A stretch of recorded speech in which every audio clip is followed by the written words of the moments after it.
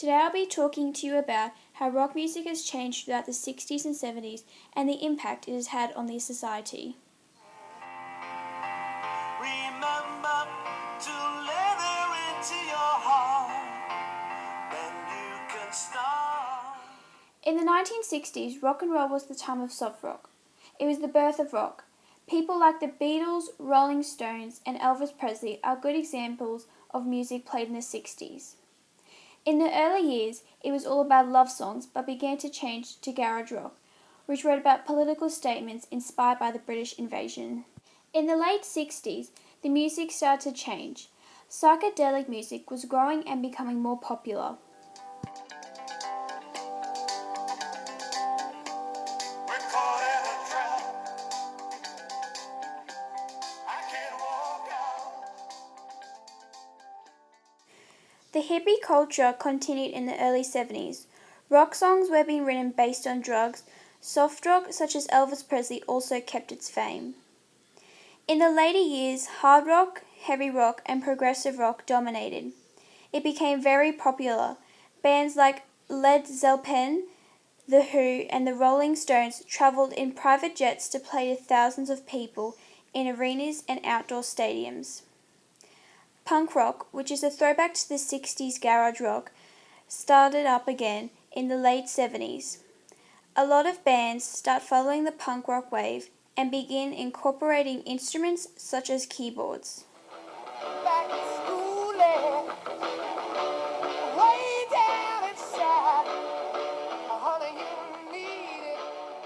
I'm gonna give you my love. Rock music has impacted and influenced society in many ways throughout the 60s and 70s. Rock music has taught teenagers and musicians to be original and unique. It influences people to find their own identity. Rock music also gives a sense of community. Rock musicians or fans usually bond through music and become united like family. It also creates a voice for the people like in the 60s. Even politics was affected by rock music. They pushed their political views through their music. It moved millions and gave people their freedom to speak and be heard. The Beatles and John Lennon worked together on writing the song Revolution. The song was a response to the war. They sung about how it was unfair and wrong how 58,212 American soldiers died in the Vietnam War.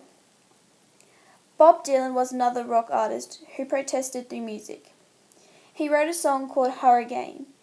It was about Reuben Hurricane Carter, who was convicted of 3 murders, but was actually innocent. Carter was finally let out. The British invasion was the reason for freedom of speech to change society in the 1960s. Fashion through the 60s and 70s was greatly affected by rock. When there was the hippie movement in rock, fashion was influenced, the hippie themed. Or in the 70s, when hard rock was popular, the fashion changed to the punk rock. So the people are coming together to effect political or societal change, or if people are dressing to define themselves as an individual. Rock music has always had an effect of these changes. You tell me that it's evolution. Well, you know.